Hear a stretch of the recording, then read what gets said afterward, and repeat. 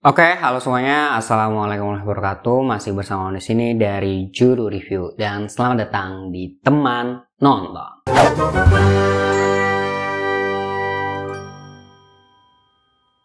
Hari ini kita akan ngomongin satu buah tayangan televisi yang sebenarnya saya nggak tahu pasti ini tuh kategorinya apa, film televisi, sinetron, ataukah serial. Tapi buat lebih gampangnya saya nyebut ini serial aja kali ya. Ya, kita akan ngebahas sebuah serial dari Indosiar, judulnya Kisah Nyata.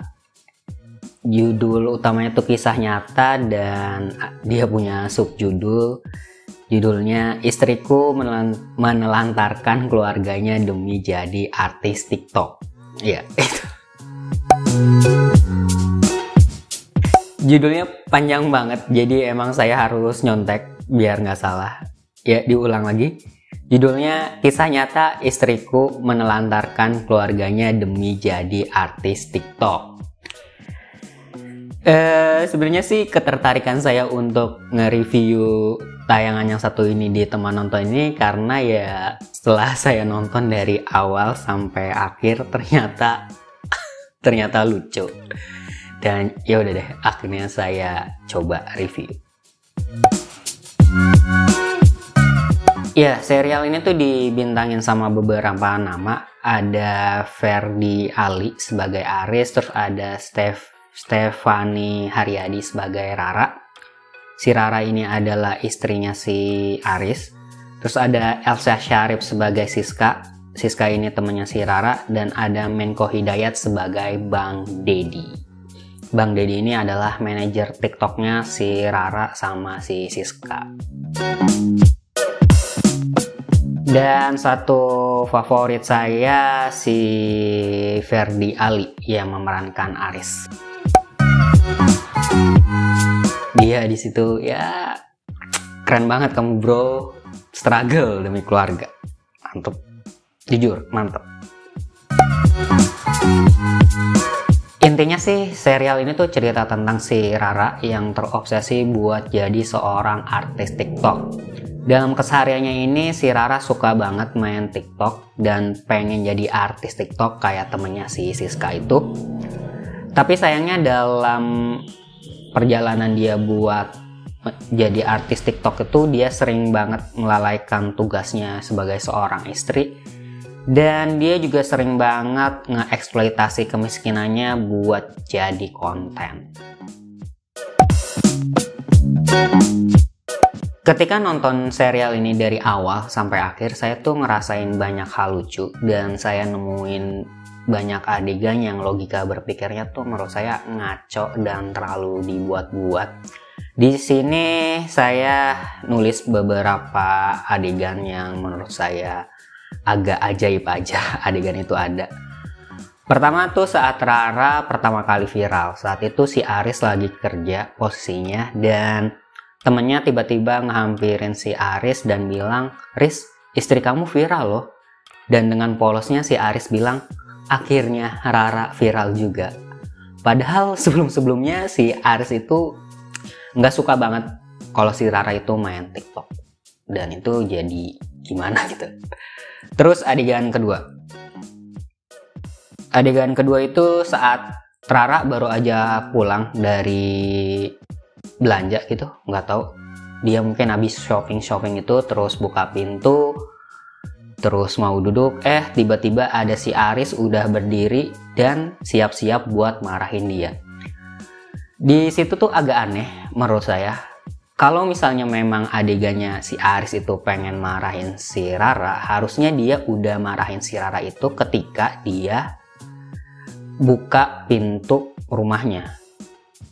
Kalau adegan yang tadi itu tuh kayak si Aris itu emang udah berdiri dan emang nungguin si Rara mau duduk dan pengen marahin dia. Itu tuh agak ngaco aja sih. Terus yang ketiga yang paling epic menurut saya adalah ketika si Rara baru aja bangun dari koma dan ngeliat suami dan anaknya itu main TikTok, kalimat pertama yang keluar dari mulutnya si Rara adalah, Kok kalian main TikTok nggak ngajak-ngajak ibu?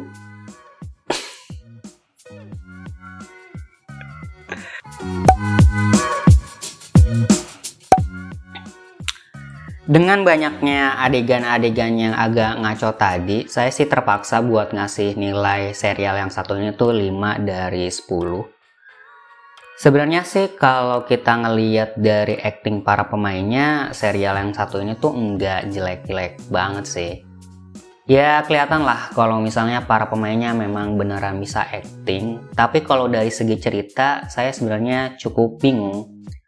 Sebenarnya serial ini tuh mau dipandang sebagai serial apa?